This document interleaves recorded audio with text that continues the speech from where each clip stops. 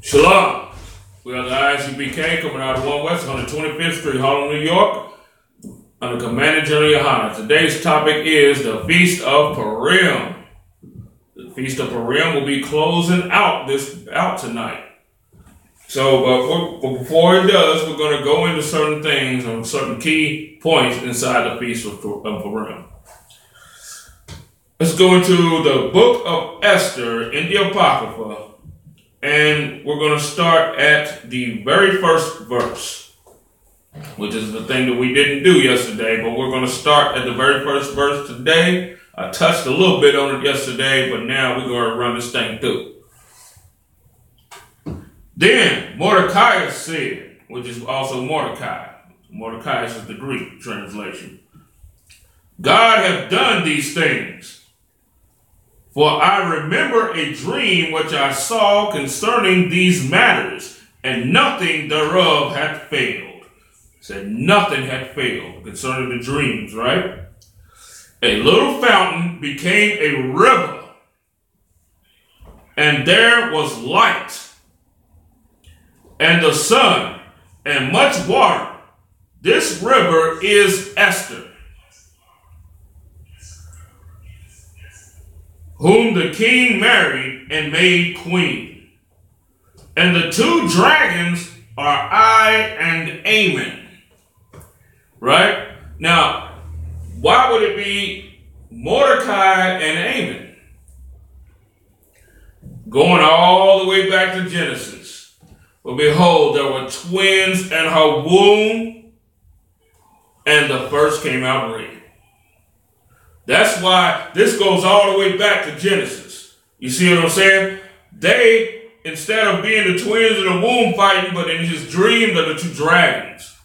You see what I'm saying? All right.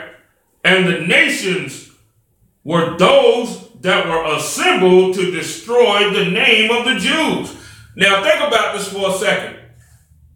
This dragon was able to get and influence the nations, the other nations, to come up to fight and to destroy the Jews.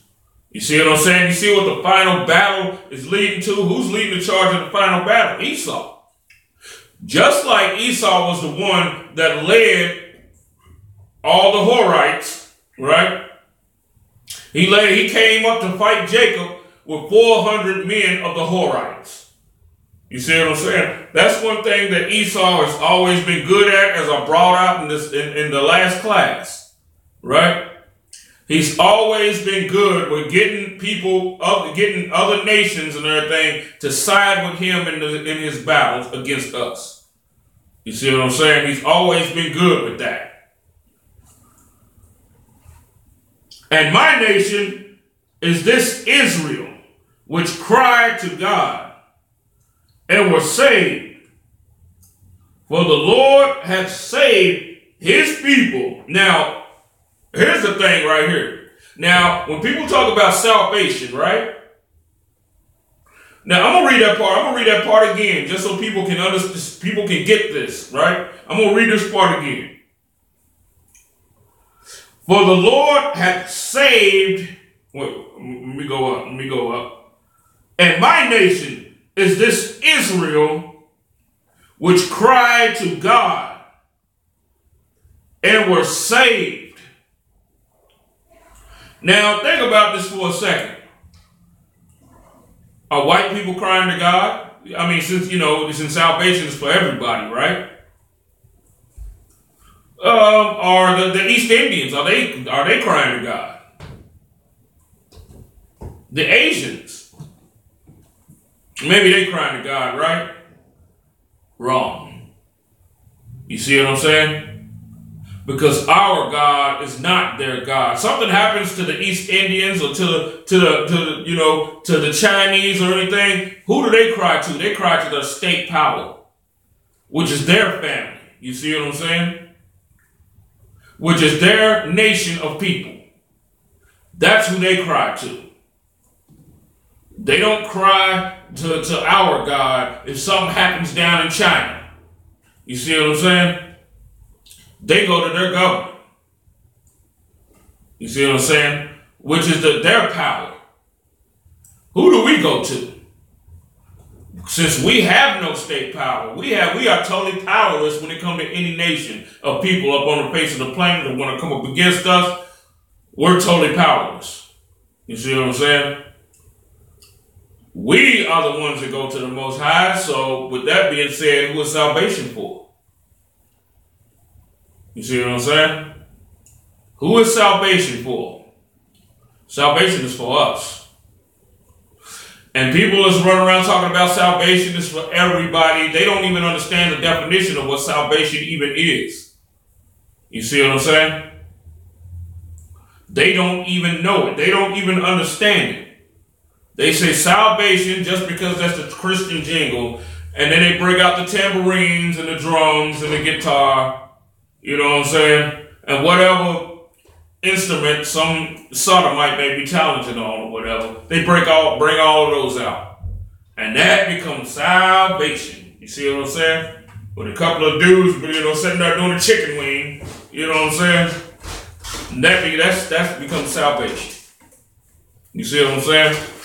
While those same people go back to their miserable jobs where they being bullied over by their supervisors and all that on the job, right?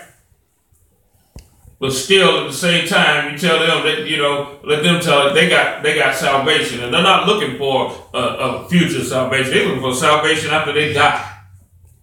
You see what I'm saying? After salvation of after they in the ground, that's going to be to where they're going to float. They believe that they're going to float up into the sky. You know what I'm saying? And that will be their salvation. What people don't understand about salvation is when your enemies are destroyed and you're put at the top. You see what I'm saying? That's what it is. Now, remember, before I go into that, I'm going to keep going into the scripture. I'm not going to go too deep right now. But,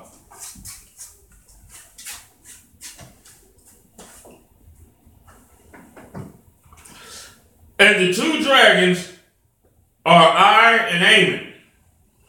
And the nations were those that were assembled to destroy the name of the Jews. And my nation is this Israel, which cried to God and were saved. Because what did the Lord do in this dream? He destroyed their enemies. You see what I'm saying? For the Lord had saved his people. Wait a minute. Saved who? His people. He saved his own. Who is the Lord's people? And the Lord's people is the 12 tribes of the nation of Israel. Because we are the people on the earth that every nation upon the earth wants to get rich off of. And here's the thing. Once they can't get rich off of us like that no more, what are they going to want to do with us then? They're going to want to kill us. They're going to want to destroy us. So who needs salvation? While people sit there talking about, the Gentiles can be grafted in. They run around talking that, right? Well, you know what? What people don't understand is grafted in has to do with you suffering with that people. Are they willing to do that? No, they're not. They have their own. You see what I'm saying? None of them are willing to go into the trenches with you. You see what I'm saying? And the Lord hath delivered us from all those evils. And God hath wrought signs and great wonders which have not been done among the Gentiles. Therefore hath he made two lots, one for the people of God and another for the Gentiles. Wait a minute. Oh, whoa. That sounds like separation to me. I'm going to read that part again. Therefore hath he made two lots. One for the people of God, right? And another for the Gentiles. That's talking about separation. You see what I'm saying? That's talking about separation right there. And the Feast of Purim is about a time where the Most High brought salvation to his people and we was able to destroy our enemies. You see what I'm saying? And we was able to be separate. Now, if God was wanting to save all the nations and give all the nations salvation like that, right? Then why are the nations that hate us so badly, as soon as they want to call themselves, want to separate from us, but as soon as we talk about separating from them, they're telling us that's wrong. We shouldn't want to do that. We should just be about love and about acceptance and merging with everybody. You see what I'm saying? That alone will show you that they ain't the Lord's agenda right there. Just by the way that they're handling the host, by the way that they're sitting there saying that to us. You see what I'm saying? How's a Buddhist going to come up to you and tell you, and he don't even believe in Jesus, but he could come up to you and tell you, right, that you're wrong for not wanting to blend in with everybody when they don't blend in with everybody themselves. You see what I'm saying? Why are they doing that? Because they know something that you don't. You see what I'm saying? They know that their people get strong off, if they can have us join to them while they're separate from us and join with themselves, we'll be a slave. You see what I'm saying? Just like the battery to run a remote control car, right? The battery is not part of the car. You see what I'm saying? The battery is not a part of the remote control car.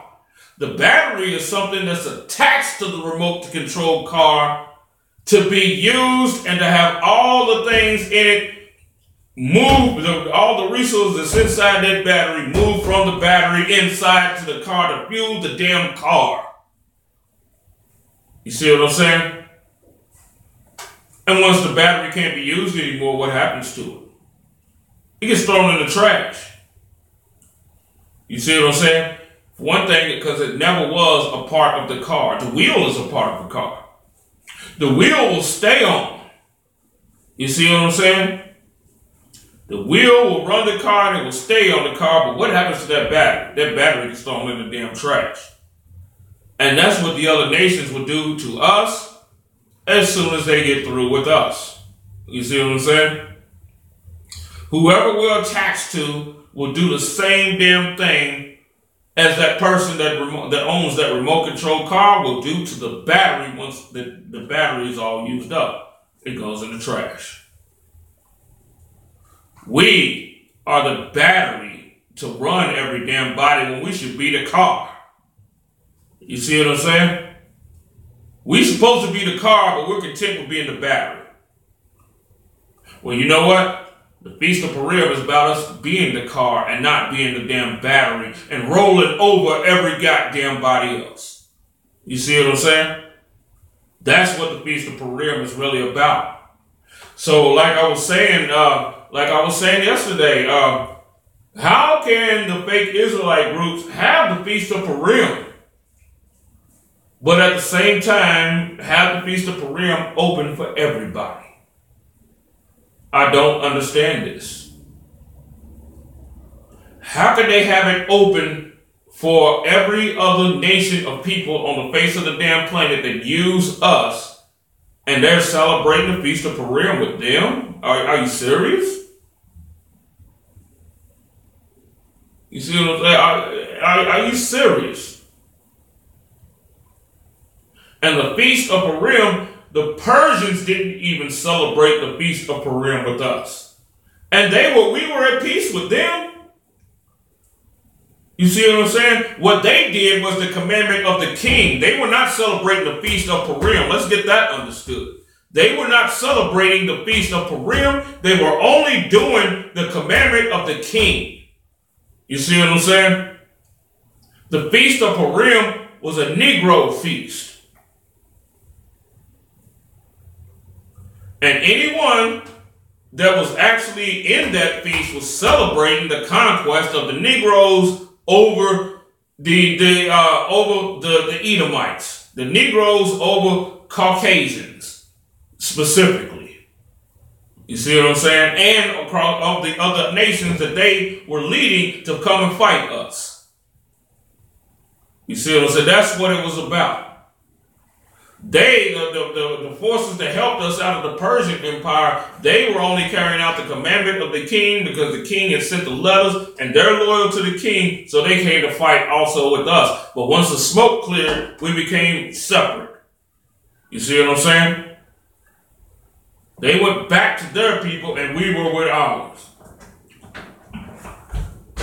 So when the Feast of Purim came through the next year, the Persians were not there with it.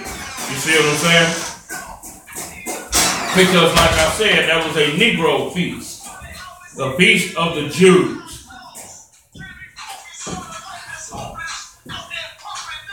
And these two lots came at the hour and time and day of judgment before God among all nations. So God remembered his people and justified his inheritance. Well, who's the inheritance of the Most High? The inheritance of the Most High is the 12 tribes of the nation of Israel, and it's not other people. You see what I'm saying? It's our nation. We have to learn the same. We have to learn some of the same things that every other nation has learned and have done for hundreds and thousands of years. We have to relearn how to be one with our own people. You can't sit there and celebrate the Feast of Purim with a Jewish man. The Feast of Purim is actually against him. And he knows that. Therefore, those days shall be unto them in the ninth in the month Adar, the 14th and the 15th day of the same month, with an assembly and joy and with gladness before God, according to the generations forever among his people. Among who? Among his people. Among the Hebrews. Just like if the Jewish man was to celebrate a feast against the Nazis, that feast will not include us. You know what I'm saying? That's their victory. Because they're the ones that's getting the $3 billion a year. You know what I'm saying? Off the what happened to them in Nazi Germany. That ain't got nothing to do with us. That's them.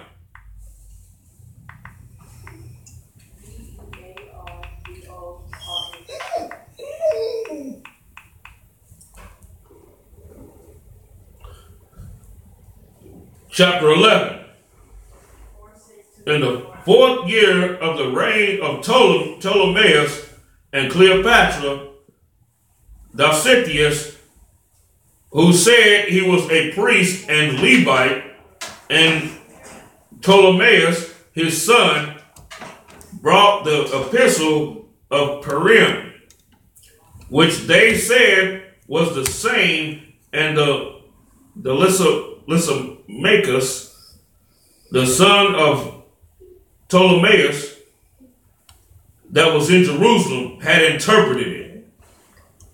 In the 2nd year of the reign of Artaxerxes the Great, in the 1st day of the month Nisan, Mordecai, the son of Jairus, the son of Shemiel, well, it's going through the bloodline and everything, right? And this is also letting you know what tribe that Mordecai was also of. The son of Kassi of the tribe of Benjamin had a dream, who was a Jew and dwelt in the city of Susa, a great man, being a servitor in the king's court. He was also one of the captives, which Nebuchadnezzar, the king of Babylon, carried from Jerusalem with Jeconias, king of Judea. And this was his dream.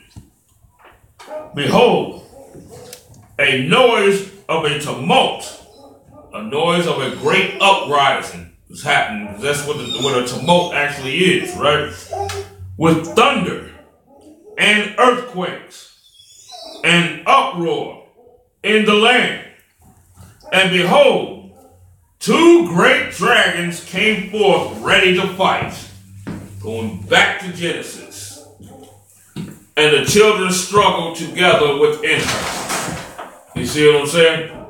The children were fighting inside the womb. Mordecai gets the dream of two dragons come with a tumult and great thunderings and earthquake. And the two dragons come ready to fight. You see what I'm saying? These two dragons represent the top two enemies on the face of the planet. That's the reason why when you go back to Genesis, the struggling in the womb with Jacob and Esau and Rebekah's womb, that was the precursor to what is going on right now to Mordecai's dream, and also what's going to go on during the time when Christ comes back. Because who is the chief people that he's going to fight? He's going to be fighting Haman's people. That's right. You see what I'm saying? Haman's people is going to be leading the charge of every nation on the face of the planet to come and try and fight Yahushua. You see what I'm saying? That's what the wrestling in the womb was about. That's what this dream of the two dragons was about. You see what I'm saying? And that is what Christ is coming back to directly, you know what I'm saying, combat. Also, they were also empowered in the time Christ was crucified. They were also the shadow government. During the time of Christ when he was being crucified. You see what I'm saying? That's the reason why the Apostle Paul, as soon as Paul came into the truth and the scales fell off his eyes, the very first people he went to do battle with was the Grecians. That's the reason for that. That was the very first people he came to do battle with. All right? That they might fight against the righteous people. And lo, a day of darkness and obscurity, tribulation and anguish, affliction and great uproar up on the earth. What is he seeing? He's also seeing the very last hours. You see what I'm saying? That's what he's also seeing in his dream. He's seeing all the way down the line. And the whole righteous nation was troubled, fearing their own evils, and were ready to perish. Then they cried unto God, and upon their cry, as it were from a little fountain, was made a great flood, even much water. The light and the sun rose up, and the lowly were exalted and devoured the glorious. What is this talking about? It said the lowly were exalted and devoured the glorious. Who was the glorious at this time? The glorious at this time was the Macedonia, who was second in power to the Persian Empire, who were trying to usurp the Persians so that they could be first. Right. You see what I'm saying? That's what was going on at this time. That's why it said the lowly devoured the glorious, because who was being killed all throughout the 127 provinces that were trying to come up against the nation of Israel? The Amalekites, who weren't calling themselves Amalekites anymore. You see what I'm saying? They shook off that old name, and now they were starting to be called the Greeks. That's what happened. That's the reason why you got the whole deal with the one horn, with the goat with the horn that cracked the ram with the two horns, right? And he broke both of the ram's horns. That shows the Greeks eventually coming and breaking, which Alexander being the big mighty horn that was in the middle of the forehead of the goat, of the rough goat that turned in every direction. He came to smite the horns of the ram that had the two horns, and one was bigger than the other one, and broke them. And the ram was not able to retain its power. This representing the Greeks coming and destroying the power of the Medes and the Persians and taking their place as top dogs on the earth. You see what I'm saying? All right. Now, so it says the light and the sun rose up, and the lowly were exalted and devoured the glorious. You see what happened? We came and devoured the white man and all of his forces. You see what I'm saying? Now, when Mordecai who had seen this dream, and what God determined to do was awake. He bare this dream in mind, and until night, by all means, was desirous to know it. And Mordecai took his rest in the court of Gabbatha, and Thara, the eunuchs of the king and the keepers of the palace. And he heard their devices and searched out their purpose, and learned that they were about to lay hands upon Artaxerxes the king, as I brought out in the class from yesterday, the two chamberlains. You see what I'm saying? The two eunuchs that were actually assassins in order to assassinate the king of the Medes and the Persians. You see what I'm saying? So now, you think for a second, well, damn, Artaxerxes, he was a heathen, right? But at the same time, there was never really any former beef between us and the heathen, like us and the Persians like that. You see what I'm saying? And that's one of the reasons why the Most High at this time has set them as being, the top people up on the earth, because the Most High give everybody time to shine. You know what I'm saying? Everybody get their 15 minutes of fame. You know what I'm saying? So he set them at the top. There was no real former beef, even though they hate us, they hated us and all of that, but there was no real former beef between us and them. That's why inside their kingdom, hell, we didn't do too bad. You see what I'm saying? We was pretty all right. We was able to have our own government, our own rulership. Is a thing that we should also be seeking today to do. We should be seeking to have our own governmental structure, our own rulership and all of that. We should be seeking those things. You see what I'm saying? The white man is the devil, and he's the worst damn person up on the face of the damn planet to be up under. So we should desperately be trying to get the hell away from him. And you see, here's the thing too. The Persians of today, they got serious beef with us. You know why? Because they are mingled in with the white man, and they're following the white man. You see what I'm saying? They're following the white man, and they're just like the whole world is doing. And the white man is a chief slanderer. That's why it talks about, the accuser of our brethren has been cast down. Who's been the accuser of our brothers? The white man. He's been the top accuser upon the face of the planet. He pushes it all throughout the TV. They pushed it through that movie, that came out, the Black Panther. And another thing that I want to bring out about that, they got a business, a scam out there called Wakanda Coin. And they use the whole Wakanda thing to dupe in black people. Be on the lookout for that. That's something that's coming. Wakanda is called Wakanda Coin. And they're using Wakanda because that was their fictional name of this fictional country inside in the movie The Black Panther. They're using that because they think that we're just like the stupidest people on the damn planet. You see what I'm saying? It's funny. And sad thing about it, a lot of us be proving them right. But anyway, though, as I was saying, though, be on the lookout for Wakanda Coin. You know what I'm saying? It's another scam that's out there, and they're using the African, and then the Africans, of course, are sitting at the top of that. You see what I'm saying? Just like when they be inside your inbox and all of that, talking about, can you donate money to starving children in Rwanda, Uganda, or wherever the hell it is on the face of the damn planet, Mud Hut and Doo-Doo Village. You know what I'm saying?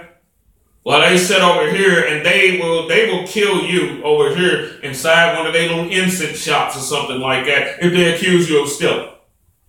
You see what I'm saying? If they think you stole something, they will come and try and beat you up. You see what I'm saying? Or a lot of times they'll shoot you in your back. But they wouldn't do one of their own people like that. So all these people that's running around talking about, The Africans is our people, and the Africans is fighting each other because, you know, the white man made them divide and conquer and all of that. Well, you know what? If they're so damn divided, why in the hell ain't the Ethiopian divided against the Ethiopian then? You see what I'm saying? Why would they come here to live together? You gotta ask yourself that question, right? They operate together and they have no dealings with you. So you follow with that, you can follow into that Wakanda coin or whatever the hell if you damn want to. You see what I'm saying? Lose all your damn money. It's funny because you give the Wakanda coin and all of that, but you won't give nothing to the ISUPK. The real superheroes is out there on every block in every major city in the United States of America, and you won't give a goddamn dime to any of us. You see what I'm saying? You should be ashamed of your damn Wakanda self. What kind of garbage is that? You know what I'm saying?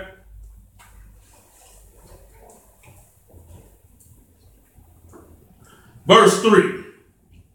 Then the king examined the two eunuchs after that they had confessed it, they were strangled. He had them choked out. He had them strangled. He did some old mob stuff where they put that piano string around the throat and strangled the hell out of him. That's what he had happen to him, right? Because who were they working for? They were also working for the Macedonians, who were trying to gain power over the Persians and the Medes at the time. This is also even in secular history.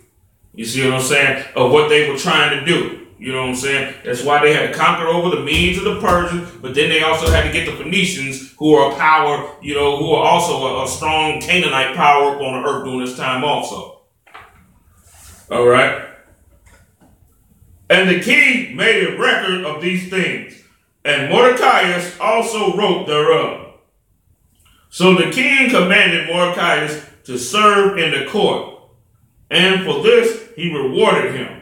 Howbeit, Haman, the son of Hammedatha, the Agagite, who was in great honor with the king, sought to molest Mordecai and his people because of the two eunuchs of the king. Now, Haman's pissed. You see what I'm saying? Haman's pretty damn angry. So the two people, what were they? They were Edomites also. They were Edomite assassins. You see what I'm saying? That was set in to kill. Their whole purpose behind getting the job as chamberlains and all that was to get close to the king so they can kill him, so they can assassinate him. You see what I'm saying?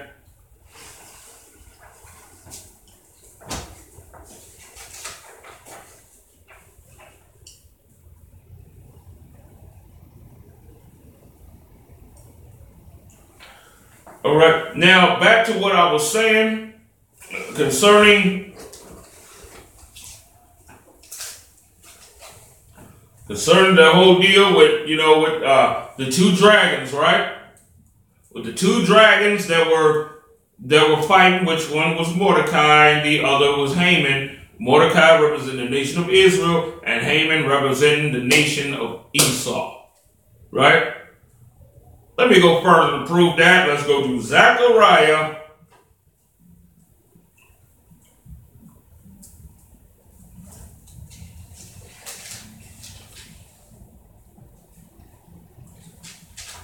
chapter 9 and verse, let's see.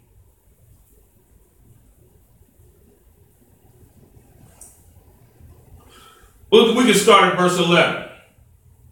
Right? So now, as we was talking about the people that was ready to perish, as we mentioned in the Apocryphal, right? The people that was the nation that was ready to perish, the holy nation that was ready to perish, right?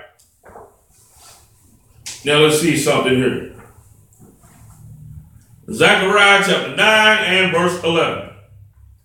As for thee also, by the blood of thy covenant, I have sent forth thy prisoners out of the pit wherein is no water. Turn you to the stronghold, ye prisoners of hope. What situation was we in during the time of Mordecai? We said the people that was ready to perish with the vision, with the dream, with the two dragons, right? Matter of fact, I'm going to refresh you on that. I'm going to refresh everybody on that right quick.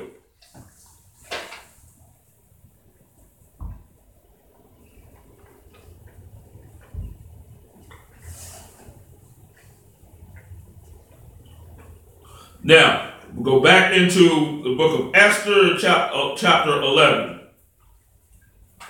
And we're going to start at the fifth verse. Behold, a noise of a tumult with thunder and earthquakes and uproar in the land. And behold, two great dragons came forth ready to fight. Now remember, this is Mordecai's dream, right? This is Mordecai's dream. And their cry was great. And at their cry, all nations were prepared to battle. You see this? It said all nations were prepared to battle, right? That they might fight against the righteous people. And lo, a day of darkness and obscurity, tribulation and anguish, affliction and great uproar upon the earth. And the whole righteous nation was troubled, fearing their own evils, and were ready to perish. Right? Then they cried unto God, and upon their cry, as it were, from a little fountain was made a great flood. Now, notice it said that they were crying, they were ready to perish, right? Now, let's go back into the Bible to Zechariah chapter 9 and verse 11 once again. As for thee also, by the blood of thy covenant, I have sent forth thy prisoners out of the pit wherein there is no water. Turn you to the stronghold, ye prisoners of hope. Even today do I declare that I will render double unto thee. Right? The Most High said he was going to render double to us. All right? What did we do during this time, during the time of the Feast of Purim? You know, we were able to conquer over all of our enemies, which was also a prophecy in, you know what I'm saying, already in the making also. It was also a prophecy too. That battle was a prophecy showing what the Most High was going to do also in the last days too. Let me go further on with these scriptures. Turn you to the stronghold, ye prisoners of hope. Even today do I declare that I will render double unto thee, when I have bent Judah for me. Now, think about this for a second. What did the Most High say he was going to do? He said, when I have bent Judah for me. Now, now notice, put bow and arrow in your mind. You know what I'm saying? He said, when I have bent Judah for me. You see what I'm saying? What does it mean? It means that he's like if you're making a bow, you got to bend the bow in order to get it together. You see what I'm saying? You bend the bow. You know what I'm saying? And then you put the string, and it's already a bow, right? So it said, when I bent Judah for me,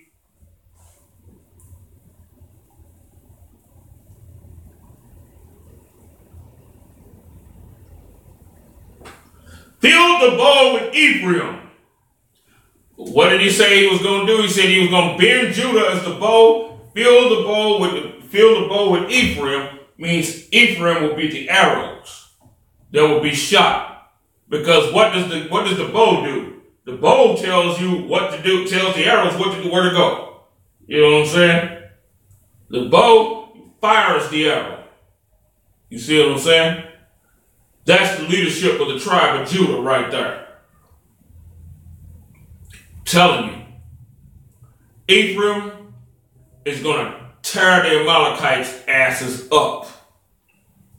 Telling you this. You know what I'm saying? The tribe of Ephraim and his fellows, they're going to light the Amalekites up. You know what I'm saying? That's for another topic, but, you know, I'm going to go into this right now, right? When I bent Judah for me, fill the bowl with Ephraim, and raise up thy sons, O Zion, against thy sons, O Greece. Wait a minute. It said he's going to raise up Judah, you know what I'm saying, raise up the sons of Zion against the sons of Greece. Now go back into more to deal with Mordecai. The dream of Mordecai with the two big great dragons, right? One being Mordecai and the other being Haman. What does Haman represent? Haman represents Greece, while Mordecai represents the sons of Zion. Let me go back into the book again, into verse 13. When I have bent Judah for me, fill the bow with Ephraim, and raised up thy sons, O Zion, against thy sons, O Greece, and made thee as the sword of a mighty man. And the Lord shall be seen over them. Now, wait a minute, boy. Hold on for a second, right? It says here, the Lord will be seen over them. So who is Christ coming back to do direct battle with? That same man that you love, that Jewish man, that a lot of you, that you fake Israelite groups love to have in your congregation, is who the Lord's coming back to first and foremost do battle with. That's not going to be the only nation that's going to try and fight against the Lord, but that is the nation that's going to be leading the charge. Just like Haman led the charge against us during the time of Esther. That's why the Feast of Purim is so important. You see what I'm saying? This is the reason why the Feast of Purim is important. To know who the Most High is going to come back to fight in the end. And if you know that the Most High is going to come back to fight the Jewish families, what you actually going to do is you're going to separate from them. You're going to get in the ISUPK. That's what you'll do. You see what I'm saying? And another thing too, if we rose up to fight against them like that, and during the time of Esther and all that, that means the men had to have a warring spirit about them. They had to understand warfare. But see, the ISUPK understands warfare and separation and all of that. We understand that. But then y'all call us evil for that. You see what I'm saying? Y'all see us out on the block with a war belt on, and y'all call us the damn Power Rangers and all of that. It's awfully funny because a lot of you dumb niggas love Power Rangers. You know, when Power Rangers show was on, you was crazy about the Power Rangers. But then you call us Power Rangers, you hate us. You see what I'm saying? The Power Rangers was a white show with white people. You know what I'm saying? You have one black ranger and his ass was eventually turned white. You know what I'm saying? You love that damn show, but you see these all black and Hispanic Power Rangers and you hate our goddamn guts. You see what I'm saying? While we out there on the corners every damn day, you know, out there on the corners, you know, risking our lives at the camps. You see what I'm saying? But you can't stand us. It's damn pathetic. And that's what it goes back to my, you know, what I was saying in the one class, how black people really hate black superheroes. They hate the concept of a black superhero. You see what I'm saying? You only like the Black Panther because his ass was in Marvel. It's owned by white people. That's the only reason why you like him. If we came out with a damn a comic book and put black characters in it, you would hate them and you would sit there and make fun of them and all of that. You only like Marvel characters. You only like the black characters in Marvel because those black characters are justified by white people. That's the reason why you like United States soldiers and black police and all of that, because you know who put them there. You see what I'm saying? You know who they work for. That's the only reason why you like them. We're not working for white people. We're working for black people, and you hate our goddamn guts, which shows that you hate black people. You see what I'm saying? While you sitting there with the, you know, with your fringes on the bottom of your damn t-shirt and all that, you hate black people.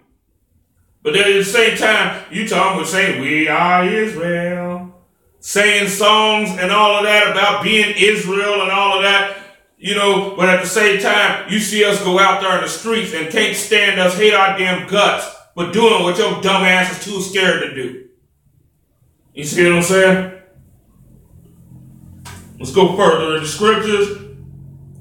And the Lord shall be seen over them, and his arrow shall go forth as the lightning. And the Lord God shall blow the trumpet and shall go with whirlwinds of the south. What does it mean, whirlwinds of the south? The south represents heat, just like the north represents cold. You see what I'm saying? There's a west wind that represents rain, and then the east wind represents destruction. You see what I'm saying? But it says whirlwinds of the south, that means whirlwinds of heat. You see what I'm saying? Tornadoes of fire is what it's talking about. That's what the Lord is going to go forth in. Whirlwinds of the south, whirlwinds of fire.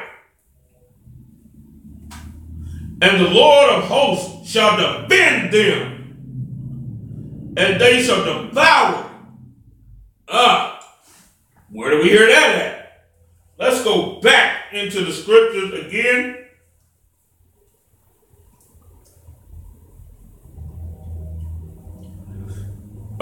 Esther, the book of Esther, chapter 11 and verse 10.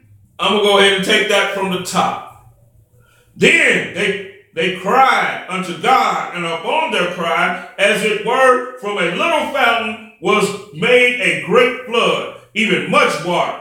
The light and the sun rose up, and the lowly were exalted, and devoured the glorious. Now, so we go back. Let's go back into Zechariah chapter 9 and verse 14. Now, that word devoured again, right? And the Lord shall be seen over them, and his arrows shall go forth as the lightning, and the Lord God shall blow the trumpet, and shall go with whirlwinds of the south. And the Lord of hosts shall defend them, and they shall devour and subdue with sling stones. What did King David subdue Goliath with? With a sling stone. Now remember now, the Most High, he's not even giving us the high-tech weapons. You see what I'm saying? It says here that we're going to subdue with sling stones. We're going to all be like what King David was when he tore that lion up with that sling stone, and then he killed Goliath with the sling stone also. So now you're going to have a whole nation, 12 tribes of King David's, running around with sling stones, lighting the damn Amalekites and all of their Confederates up. That's what it says. It said we're going to be subduing with sling stones. That's what it says. You see what I'm saying? We're gonna be hitting them hard with them sling stones. These sling stones gonna be hitting them like meteors. You see what I'm saying? And they shall drink and make a noise as through wine. And they shall be filled like bowls, and as the corners of the altar. And the Lord their God shall save them in that day as the flock of his people. Now I said he's going to save them in that day as the flock of his people. Is he talking about saving everybody? Now this is where the word, salvation stems from the word to save, right? So obviously, save and salvation have different meanings in the Bible than what people think, and than what it does in like the Webster and what people in the Christian church be saying that it is. They can't even tell you what it is. They think save just means you're just going to start floating one day. You're just going to start floating, and these wings are going to pop out of your back, you know what I'm saying? And you're just going to be floating around playing a harp. To them, that's salvation. You see what I'm saying? And a lot of them really they believe that they want to turn white. They want their hair to grow blonde and their eyes get blue. You know what I'm saying? While they run around with a white robe on, playing a harp with little wings and all that. You see what I'm saying? They look at Cupid. They think Cupid represents salvation. You see what I'm saying? That's why so many people sat there and celebrated Valentine's Day. You see, they gave their wives, the woman or whatever, a box of chocolates, had two little cupids on it with little arrows with hearts and all that. You see what I'm saying? With two little naked little white dudes on it. You see what I'm saying? The white man is the damn devil, and the Christian man, the man in the Christian church is his damn servant, his slave. And the Lord their God shall save them in that day as a flock of his people. For they shall be as the stones of a crown. Right? It said that we'll be as stones of a crown. What is this talk about right here? Because Jerusalem is going to be set up on a mountain. Right? And this mountain is going to be a literal mountain also, and not only just the government of Israel, it's going to be a literal mountain, and people's going to be able to see the glory of Jerusalem from afar off. That's why I said that we'll be as stones upon a crown. And you put a king's crown on his head, right? And he has all these precious, see, he has 12 precious stones lining his crown, right? Those 12 precious stones is going to be seen. They're going to be sparkling before everybody, and everybody's going to be like, man, they're going to desire the crown, right? Well, Jerusalem is going to be set up on the top of a mountain, and we're going to have so many Jews, right? We're going to have so many Jews and so many diamonds and all of that, because the riches of the world is going to be converted to Jerusalem. We're going to have so much bling that we're going to be able to be seen from other countries, from, from miles away. And that's going to actually look like a crown. You see what I'm saying? Set up on the top of that mountain, right? That's why I say that right here. And the Lord their God shall save them in that day as the flock of his people, for they shall be as the stones of a crown lifted up as an ensign upon his land. For how great is his goodness, and how great is his beauty. Corn shall make the young men cheerful, and new wine the maids. You hear this? We're going to be a nation, we're going to be righteously stunting. You see what I'm saying? We be trying to get a little piece of that glory here right now, and being in wickedness in Babylon, right? But this is going to be done in righteousness, and it's going to be way, way, way, way, way more than in abundance. You see what I'm saying? All the treasures of the earth is going to be converted into us. That's how this thing's going to work. You know what I'm saying? And this is salvation. This is what the Feast of Purim is about right here. You see what I'm saying? The Feast of Purim is about all of this. That's why we sit and we have a feast. That's why we can't have it with the heathens, because they're not going to be partakers in the goodness of the Lord right along with us. You see what I'm saying? Yeah, there's going to be nations up on the earth, and they're still going to have, they're going to have kings and all of that. But they're still going to be in their own countries. And they are going to be paying tribute to us. Yeah. I know a lot of you Christians don't like that, but it's the truth. If you don't like that, then you don't like the Bible. You see what I'm saying? But you know what? In the ISUPK, we like that. Because, see, we don't forget like you do. We will run down the history of all the suffering of our people. You see what I'm saying? All the suffering of our foreparents and all of that. All the people, our people that were tortured, that were beaten, that were lynched, castrated, raped, so on and so forth. You see what I'm saying? Now, we ain't forgetting that. We ain't never going to forget that.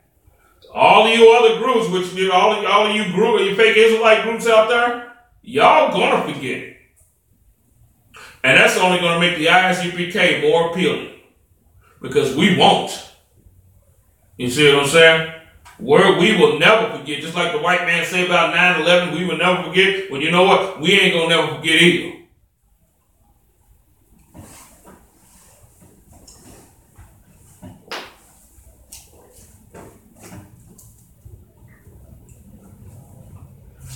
And I'll tell you, see if your Israelite group leader is breaking this down to you. Yeah, see if he's doing that. I'll bet you he ain't breaking it down. He will sit there and tell you, as a matter of fact, like I said, yesterday, he will sit there, he will skim over all of this stuff.